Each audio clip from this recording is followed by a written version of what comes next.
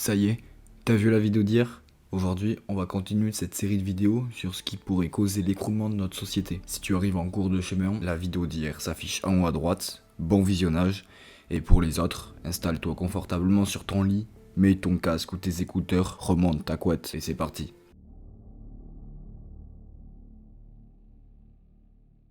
Quand on parle d'effondrement de notre société, ou tout simplement de fin du monde, on pense à des facteurs externes tels que la pollution, une catastrophe naturelle ou n'importe quoi de naturel en fait.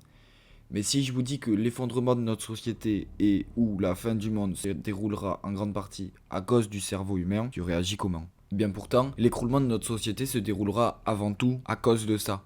Comme quoi, nous sommes peut-être faits pour la déclencher cette foutue fin au final.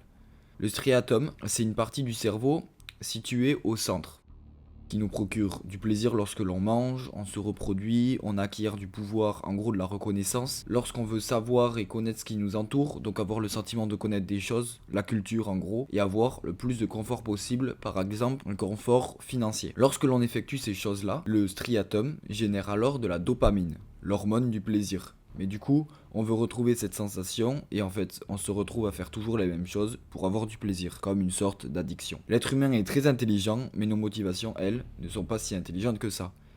Malgré le fait qu'on puisse anticiper ce qui va se passer dans 20 ou 30 ans, on continue d'être inactif dans nos comportements. On ne fait rien pour empêcher le désastre qui arrive. Le striatum nous a permis de survivre jusqu'à maintenant, mais actuellement, il nous pousse juste à nous autodétruire. Si on regarde bien les entreprises qui marchent très bien actuellement, il s'agit des chaînes de restauration rapide, car on veut tout manger rapidement, les sites tels que Wikipédia, car on veut tout savoir rapidement, les sites de pornographie, les entreprises qui te vendent du rêve en te disant que tu vas devenir riche, ou sans aller voir par là, Instagram, qui te procure du plaisir car tu as de la reconnaissance, et les jeux vidéo, qui eux te rapportent du plaisir, donc ça se rapprocherait plus du confort. Le souci avec notre société, c'est qu'on encourage les gens à devenir égoïstes, on encourage l'individualisme.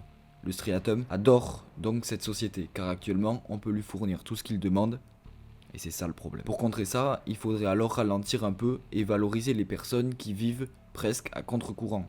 Ces personnes-là devraient être valorisées pour nous procurer aussi une envie de leur ressembler, et à ce moment-là, ils seront considérés comme des dominateurs. Ce qui va réveiller dans notre striatum le besoin de conquête ou de domination. Et en fait, c'est un cercle vicieux. En attendant, abonne-toi, laisse un like et je compte sur toi pour être présent demain à 18h. Ciao.